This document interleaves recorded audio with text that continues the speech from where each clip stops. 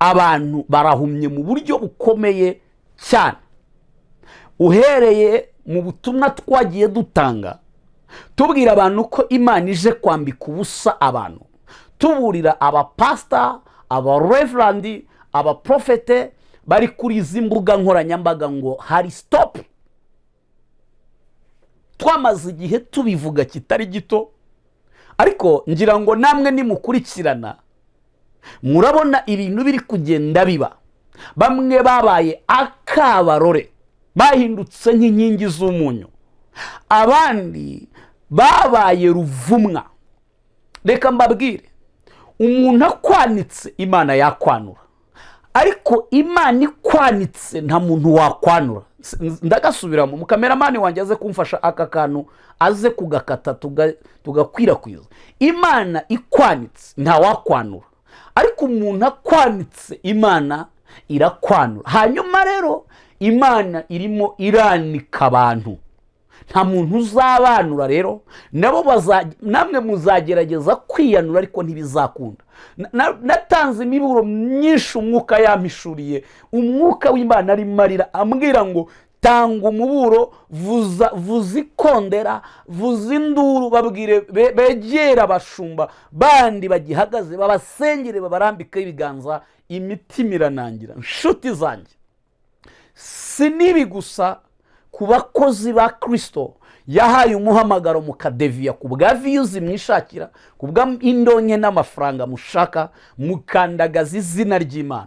Nukuri message ya mbere hagati y'ukwezi kwa 10 kwa 11 no kwa 12 Imana iracyabakoramo umukwawe. Iyo ni message ya mbere ku bantu babarizwa mu gisata cy'abakozi b'Imana, ni mu gisata cy'abakorera Imana, apana ba Kristo gusa. Umuntu Imana yahaye umuhamagaro, hanyuma umuhamagaro ukawukoresha mu bizo wibwira no mu bizo ushaka gusa, hanyuma ugata umurongo w'Imana, ugafata umurongo wawe kubera ko ukeneye ibijya mu gifu gusa.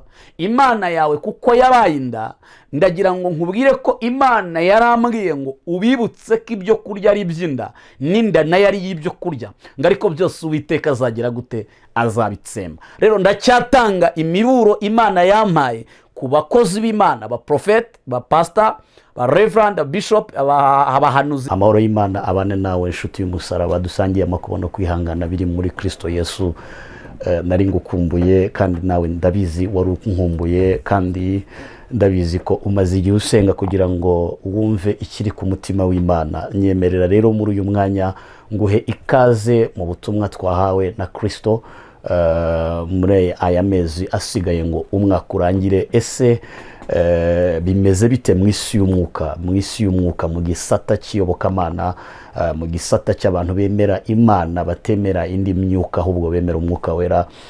Tugiye kumva amabanga y'ibihishwe mu ndiba y'umwuka kandi no mu isi y'umwuka. Ese niki Imana idushyize ku mutima? Tumaze igihe dusenga tubisengera, niyo mpamvu muba mwatubuze kuri kamera, nuko tuba turi mu mwanya mwiza wo kubana n'Imana kugira ngo tumenye aho ibihe bigeze, aho isi igeze. Ese Satani agambiriye iki kubera yari ikibi cyose tukagisengera kugira ngo gikurweho? Ariko kandi hari n'igihe biba ngombwa ko umwuka tubuza amahoro kugira ngo tubibazanire, namwe dufatikanye mu batuye isi bose gusengera ayo mahishurirwa tuba twagize. Reka dusenge rero aho uri hose. Nguhaye ikaze Amerika, Australia, Canada, Uburayi, mu Fransa ndetse n'ahandi, Belgique, ndabahaye ikaze. Hanyuma abagande mudukurikirana, abarundi, aba muri Congo ndetse n'ahandi hatandukanye mu bihugu bya Afrika, muri Kenya muradukurikira cyane, turabibona. Ndetse kandi tu comment muduha,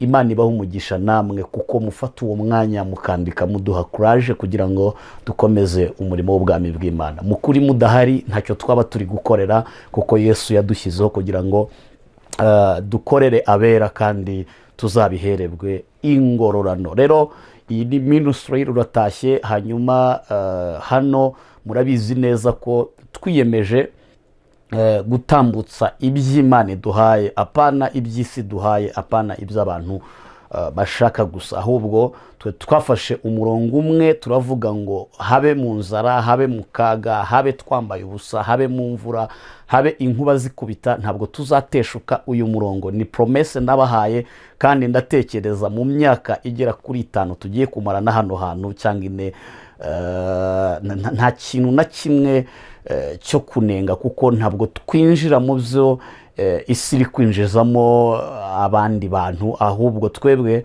turasesera mu ijuru tukabasha kumenya icyo Imana ivugana n'itorero ryayo. Bene data, bino bintu biravuna cyane. Niba hari umurimo uvuna ku isi, ni umurimo wo gusenga. Niba hari umurimo uvuna ku isi y'abazima, ni umurimo wo gusenga. Ibi bintu biratuvuna cyane. Tubifatira ibihe by'amasengesho, tukabifatira ibihe byo kuba imbere y'Imana, tukarara imbere y'Imana. Mbese guhendahenda Imana bibamo imvune. Ubipinga utabyemera, ndagusabye ufate iminota 50, usenge iminota 50, nibwo uzamenya ikintu navugaga ko cyari ukuri. Rero Imana iba mugisha ababiha agaciro, kandi ndetse n'abakomeza kutuhamagara inbox, tukabafasha message mwandika, turazisoma tukazisengera. Ikiba gisigaye no kurindira Imana kugira ngo igire ikikora, kuko gusenga no kwacu, ariko gukora no kw'Imana. Imana ibagirire neza. Rero Imana iba umugisha. Data, mu izina rya Yesu, ndagushimye uyu mwanya, ndaguhimbaje kubera ko wemeye ko mba igikoresho kijyana umuyoboro w'ibyawe ku bwoko bwawe. Hano twahisemo igisata cy'abantu b'Imana, ibindi bisata twarabyanze. Hari igisata cy'amatiku tutemera, hari igisata cyo gusebya abagenzi b'abantu tutemera, hari n'ibindi bisata byo kwiyandarika kuri izi mbuga nkoranyambaga tutemeranyije nabyo. Twahisemo umurongo wo kubana nawe, kandi ndabizi ko utazadukoza isoni rwose. Ibyo abantu babona bahemutse, twe tuzabibonera ubuntu bw'Imana, kandi ujya unatwitaho buri munsi. Nyemerera nsabira umugisha buri muntu wese ukurikira iri vugabutumwa dukora, ariko ntaryumve gusa, ahubwo akagira n'icyo akora kugira ngo ubwami bwawe bwamamare, ndetse n'ijwi ryawe ryumvikane mu batuye isi. Musabiye umugisha nk'umuhanuzi, musabiye umugisha nk'umutambyi wabisigiwe guhesha umugisha abantu. Uyu muntu aho ari hose, ntavuze izina rye, umugereho mu gihugu arimo icyo ari cyo cyose, umukozeho ikiganza cyawe cy'ineza. Ubwo aya mezi asigaye ngo umwaka urangire, hagiye kubamo ibintu bitandukanye bikomeye, umuproteje, umuhe protection yawe, umwambike imbaraga zawe. Ndategetse mu butware mpabwa n'ijambo ry'Imana ngo amarembo yose yarakinze y'uyu muntu utwumva, ariko ntatwumve gusa, ahubwo akanadushyigikira kugira ngo iri vugabutumwa rikomeze kwaguka. Musabiye ko akingurirwa amarembo y'imigisha. Reka hazagire abandika comment bavuga ngo babonye imirimo y'Imana kubwira isengesho. Bana nanjye rero muri uyu mwanya mwiza, ibyo wampaye bishobora kuba biremereye mu mitima y'abantu no kubyumva mu matwi, ariko ndabizi ko wowe ubwawe ufite imbaraga zo kubyoroshya, kuko uturisha umuyaga n'umuraba bigatuza. Ndasenze, ndizeye Kristo wapfuye akazuka, iyamuzuye ndabizi ko iraza gukora n'ibikomeye mu mitsima y'abera. Urakoze mu izina rya Yesu, amen. Reka mbanze nsasire ibyo nshaka kuvuga. Kenshi dukunda kubona abantu benshi bavuga bati ntidukunda ko inkuru ziteye ubwoba, ntituzikunda. Nibyo, nta muntu wakunda inkuru ziteye ubwoba. Buri muntu wese, nanjye wicaye hano, sinkunda ibiteye ubwoba, ariko kandi nanone niyo bije bikaza Imana yanteguje, aba ari ukurangara kwanjye. Rero ndagira ngo mvuge iki ngiki. Hari ijambo ry'Imana rivuga ngo abanjye ndabazi, kandi nabashyizeho ikimenyetso cy'amaraso. Hanyuma hari irindi rivuga ngo uwo nkunda ndamucyaha, ndetse kandi nkamuhana n'ibihano, ariko si uko Imana ibikwanze. rero ni amahirwe ahubwo iyo hari ibyo Imana ihishuye, numva abantu badakwiriye cyangwa se isi idakwiriye kuvuga ngo ntidushaka kumenya amabanga. kubera iki? buri gihugu cyose ku isi, njya ndeba filime z'abanyamerika, kigira icyo bita ubutasi. ubwo butasi iyo bwicaye nta makuru bufite ku bindi bihugu n'iby'ibindi bihugu biri gutegura, ntabwo biba byiza, ntabwo bumva batekanye. abana b'Imana natwe rero iyo twicaye nta makuru y'umwanzi wacu witwa Satani dufite, n'imigambi ari gucurira mu kuzimu, ntabwo dutekana, ntabwo twumva tunyuzwe. tujya kubona tukabona adutwaye abantu mu mpanuka, twe tutazi ibyagambiriwe na Satani. tujya kubona tukabona abantu bari gupfa mu buryo tutazi, kubera ko imigambi ya Satani tutayitahuye. ubutasi bw'Imana, ubutasi bw'ijuru butaduhishuriye, kuko nyine twabwegejeyo. rero hari ikintu ngira ngo dukosore hano kuri izi mbuga nkoranyambaga. nibyo hari abantu baza kuvuga Imana itavuze, aho ndemera ko bibaho, ariko nanone Bibiliya iravuga ngo ntitugahinyure ibihanurwa. Doresta averi binistansi, ndi mu mavuta adasanzwe munyihanganira. ntitugahinyure ibihanurwa, ahubwo tubigenzuze ijambo ry'Imana. niba ari kibi tugisengere gikurweho, niba ari cyiza kandi isi yose ikimenye tugisengere gisohore ku bantu b'Imana, kuko Imana igambirira ibyiza ariko Satani akagambirira ikibi ku muntu. kandi mvuga ibi ndagira ngo mvuge neza yuko mu bihumeka byose, mu byaremwe byose, mu ndimi zose, mu mahanga yose, nta muntu n'umwe wabizawe n'umugore, nta muntu n'umwe uva amaraso, wambaye inyama n'umubiri, uri hejuru y'ububasha bw'Imana, uri hejuru y'ubuyobozi bw'ijuru. ijuru iyo rihamagaye umuntu ngo ntarare ku isi, nshuti yanjye, niyo waba utunze ibitwaro bya kirimbuzi byo ku rwego ruhambaye, ucaho byanga bikunda. ariko kandi ndashaka ko tumenya ibiri ku mutima w'Imana. ese muranyemereye bene data? nubwo amabuye isi yadutera, tuvuga ibiri ku mutima w'Imana. Imana ihimbazwe, Imana ishirwe hejuru, Imana iguha umugisha kuko udukurikirana. nshuti yanjye, uhereye ku kiganiro cya mbere dutangira iyi YouTube, iyi shene yacu, turavuga ubwiru bw'Imana, turatangaza ubuhanuzi n'ubutumwa Imana iba yaduhaye. nibyo gusa, nta kindi urasanga gicanzemo. kandi reka nkubwire, biragoye ko ushobora gushakisha imbuga nkoranyambaga hano muri iki gihugu ndetse n'ahandi ngo ubone urubuga ruriho profesayi nziza kandi y'umugisha abantu babohokeramo. njya mbona bampamagara mumwira muti mukozi w'Imana, Imana iguha umugisha, ikintu hanuye nari maze igihe jye n'umuryango wanjye tugisengera, duhawe igisubizo. mbega ibintu byiza. mu gihe abandi ku ruhande muba murimo mwandika ngo Imana ikuvugisha buri munsi.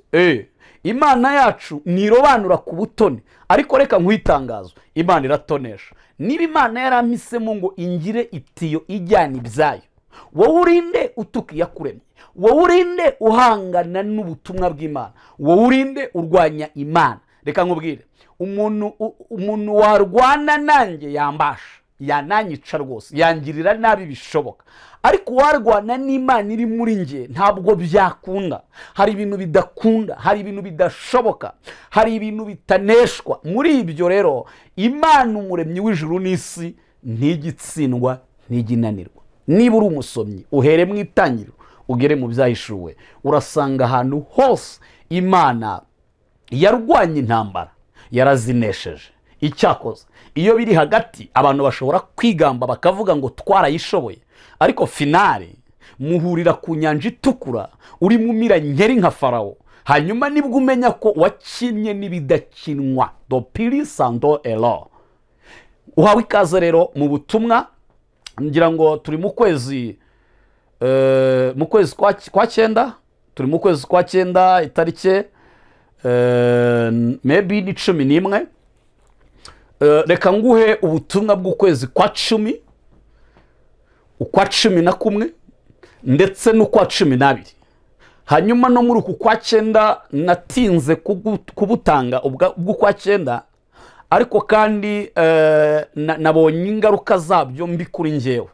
So rero ntabwo ndavuga ngo ndi umuhanuzi w'agahato, kuko naje gusanga Imana umuntu ikunda iramwiyegereza ikamutoranya, niyo yamuha umusaraba ukomeye wo kwikorera mu gihe nk'iki ngiki, ntabwo ari uko ibikwanza, ahubwo nasanze ari uko yankunze. Rero kuko yankunze akaramata, nicyo izankiriza, nawe nikizagukiriza.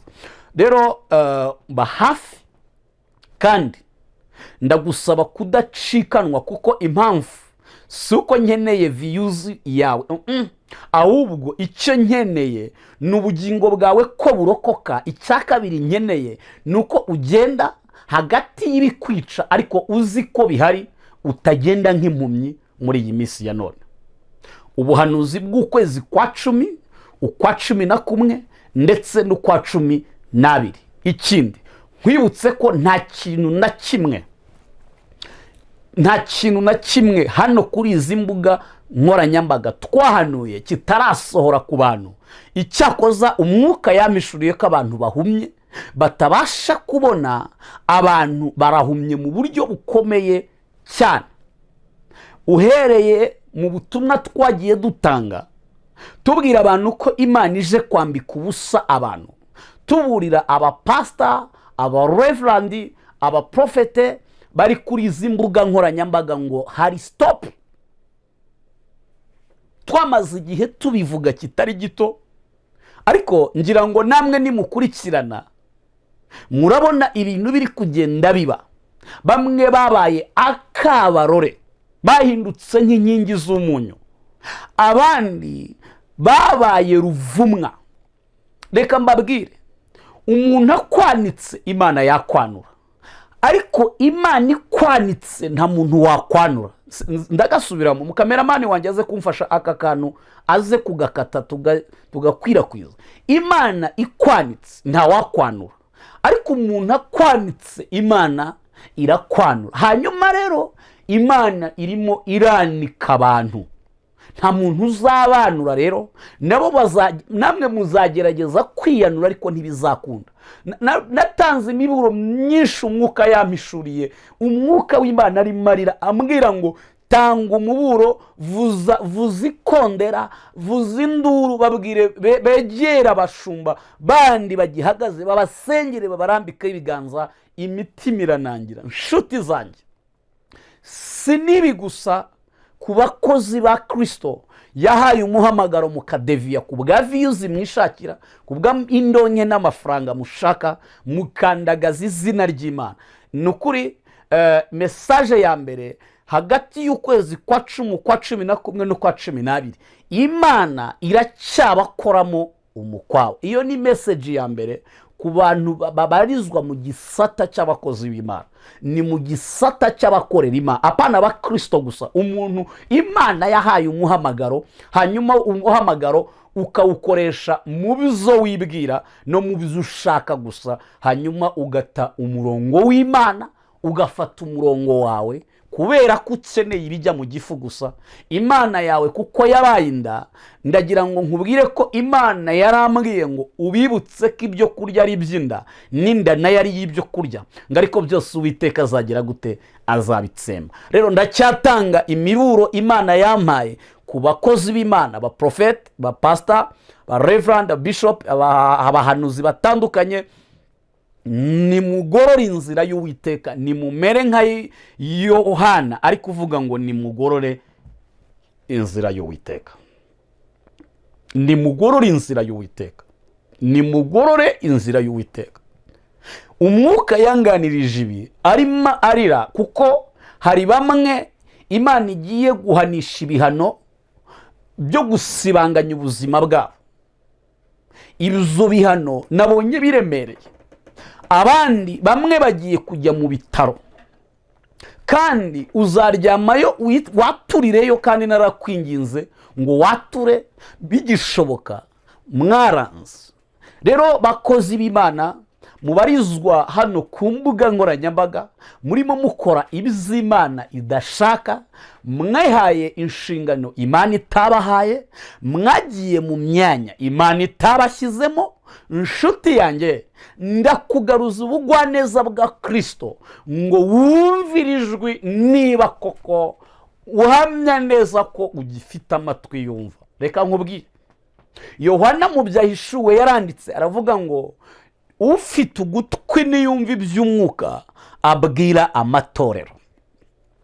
Mwishinze abagiye kugura imbaraga z'umwanzi, mwishinze abagendana imana zo muri envelope, mwishinze abagendana imana zo ku rurimi gusa, ntabwo mwemereye Imana yo mu mutima.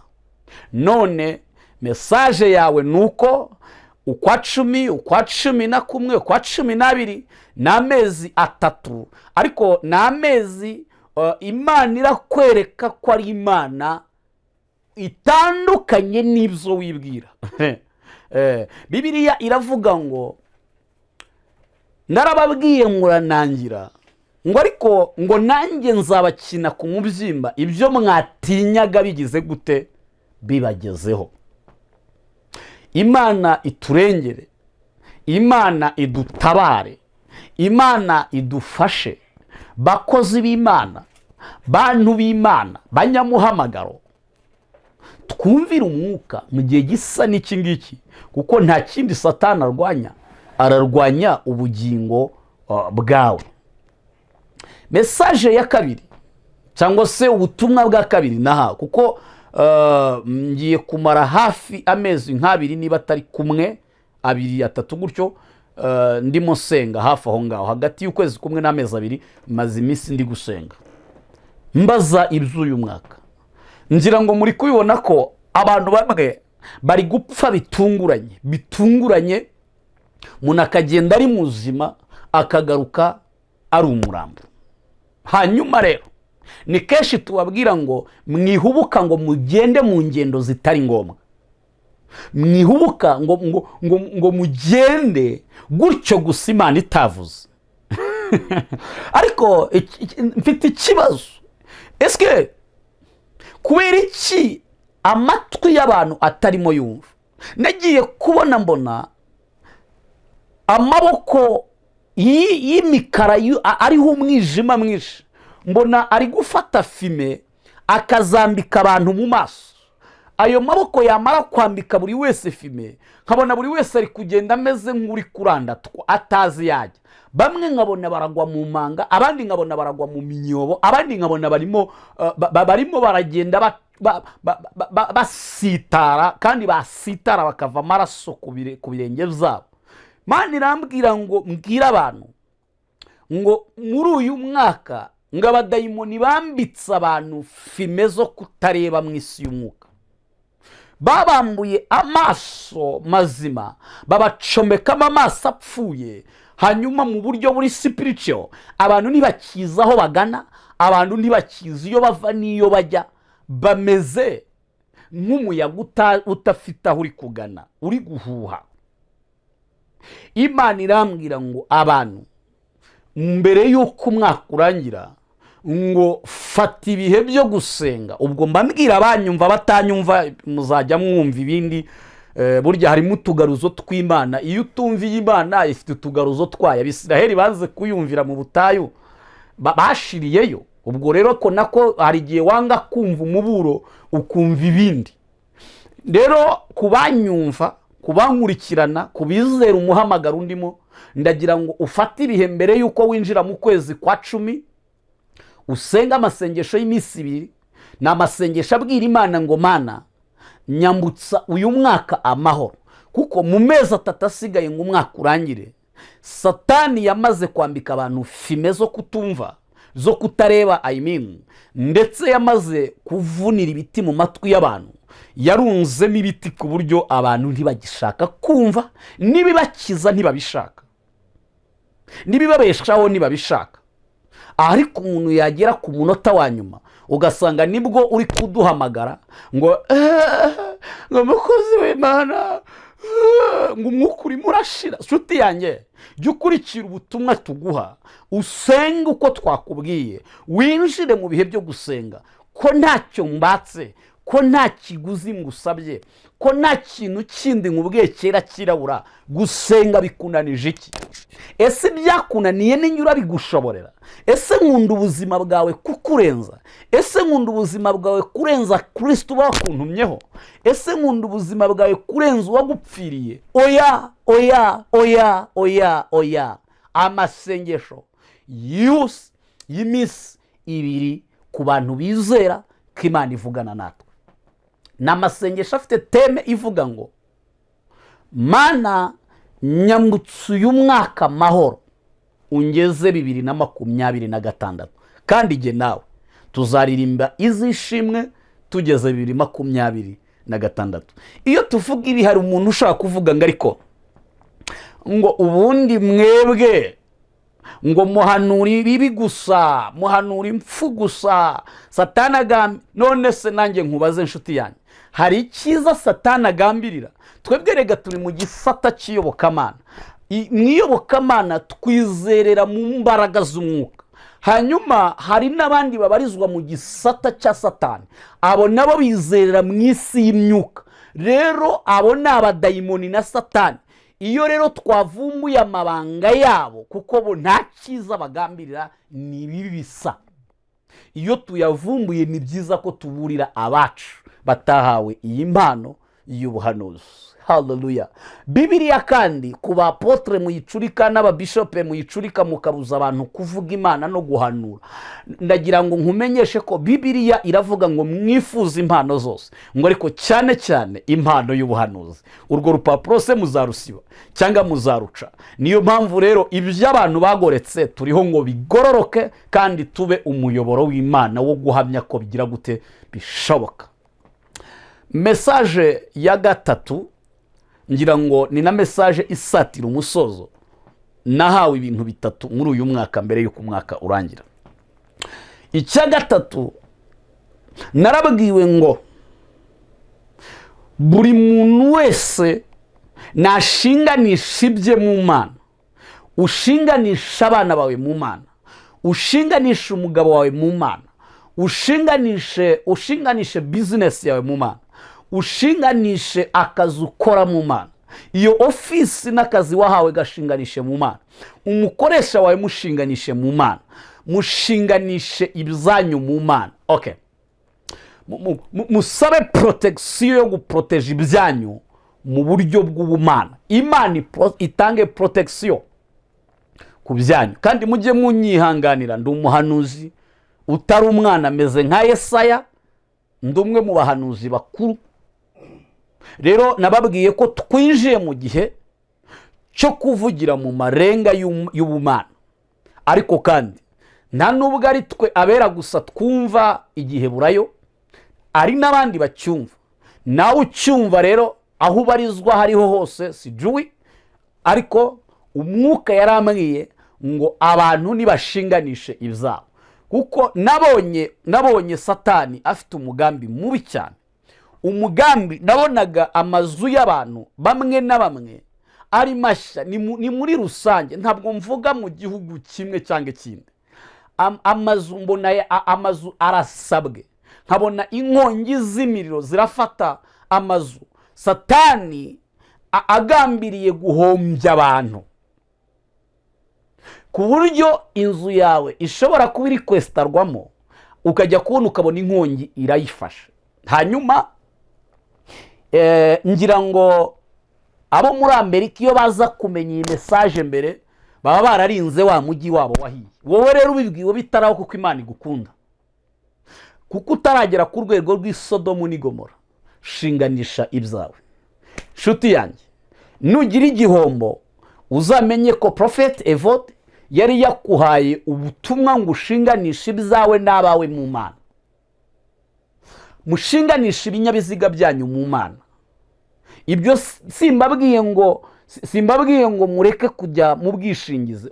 Ibi ntaho bihuriye. gushinganisha mu mana ni ukumva ibyo imana ivuga nyine ukamenya icyo gukora. Satani agambiriye guhombya abantu bagasubira hasi. Satani agambiriye gutwika imodoka zimwe na zimwe. Agambiriye nabonye n'abantu bajyanye amamodoka yabo mu magaraje, ariko indwara imodoka zirwaye zikabura. Ntabwo nari ndi kumwe nawe, ariko umwuka yarabimpishuriye. Rero hari abadayimoni bari kwica ibinyabiziga, barimo binjira mu binyabiziga kugira ngo bahombye abantu. Hanyuma abo badayimoni bari koherezwa n'imyuka y'abapfumu barwanya, kuko umuntu ashaka kurwanya utabizi, akavuga ngo sishaka ko agenda yicaye azajya ntambukaho, agatwara ifoto y'ikinyabiziga cyawe, agatwara imodoka yawe ahantu, akagenda akakwangiza. Satani kandi agakora umurimo mubi. Imana ibarengere. Ndavugira mu isi y'umwuka, mushinganishe ibyanyu mbere yuko umwaka urangira. Ukwa 10, ukwa 11, ukwa 12. Inshuti yanjye, nudashinganisha icyo gikoresho Imana yaguhaye ngo giteze imbere famiye, giteze imbere igihugu, ntuzavuge ngo Prophet Evode ntabwo yakuburiye. Imana ibaha umugisha, Imana ibane namwe. Ndabakunda, niyo mpamvu ndaraye amajoro yose kugira ngo numve icyo umwuka agambiriye. Intsinzi rero, kuko umuhanuzi mukuru atanga intsinzi. Ku buhanuzi bwa mbere bw'abakozi b'Imana badeviye umugambi w'Imana ni ukwezwa. Iyo niyo ntsinzi mufite, ni ukwezwa mugaca bugufi. Ariko atari wowe nkawe ngo upfukame usaba Imana imbabazi nkawe. Shaka umwizerwa. Muri iki gihugu harimo abagabo b'abizerwa, aho utuye harimo abagabo b'abizerwa, harimo abamama b'abizerwa. Upfukame imbere, wature, wezwe, wegera Imana, Imana iraza kwigarura. Icyakabiri urakora nuko ibyo wagoretse uragaruka inyuma ku mbuga nkoranyambaga, ubigorore, ubwira abantu ko wataye umuhamagaro. Tugusengere, tuguhuze n'Imana nanone, tugukonekite n'ikirere kizima. Hanyuma reka mbaho urugero. Imana irakoze kurunzanira, umwuka wera aramfashije. Niba leta zo mu isi zimwe na zimwe cyangwa zose muri rusange, iyo ukoze ikintu kibi gisebya igihugu, niba bagusaba kugaruka aho wagikoreye ukakivuguruza, mutekereza ko kingdom y'Imana, power y'ijuru, ubushobozi bw'ijuru, leta y'ubwami bw'Imana yo yishimira guseba imbere y'abanyamahanga n'imbere y'abatizera n'abanzi b'umusaraba? Uragaruka rero ugorora inzira y'Uwiteka hano aho wasebereje Imana, Imana irakubabarira. Ngibyo ibintu bibiri. Hanyuma rero burya ngo umwana uri bwitaba Imana niyo wamuha kigozi biranga bikarangira. So rero kubatumishi nicyo kintu Imana ishaka. Mwamenyereye Imana cyane, mwamenyereye umusaraba cyane, mwarawutobatobye bihagije.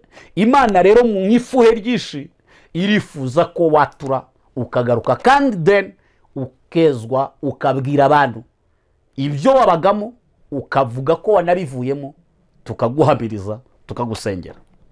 Kuri message ya kabiri, ku bantu dayimoni zambitse fime, nta kindi cyera kirabura kihutirwa, nta kivuze. Intsinzi ya mbere nayo masengesho y'iminsi 2 yihuse.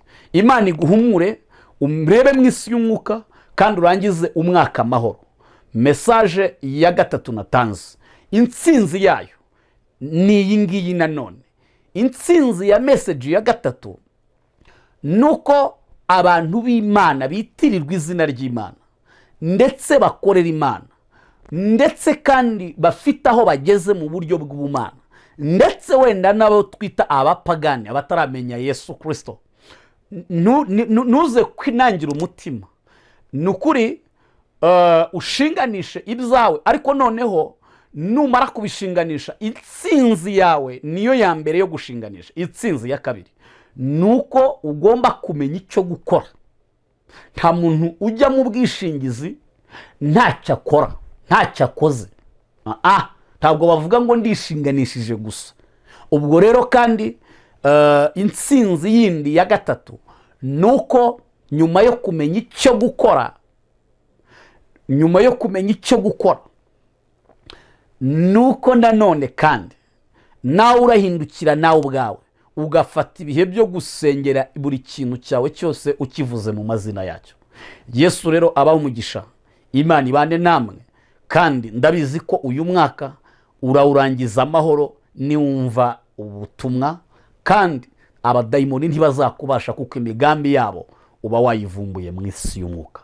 Ibuye ryagaragaye abacu hano mu Rwanda baravuze ngo ntiribarikishe isuka. Urakoze mwami wanjye. Ubutumwa butatu burangiza umwaka urabumpaye, ariko kandi ndagushimiye kuko ubu kano kanya uranganirije, ndimo mutambutsa urambwira ngo hari n'abo uje gutabara muri aya mezi atatu mbere y'uko aya mezi atatu arangira.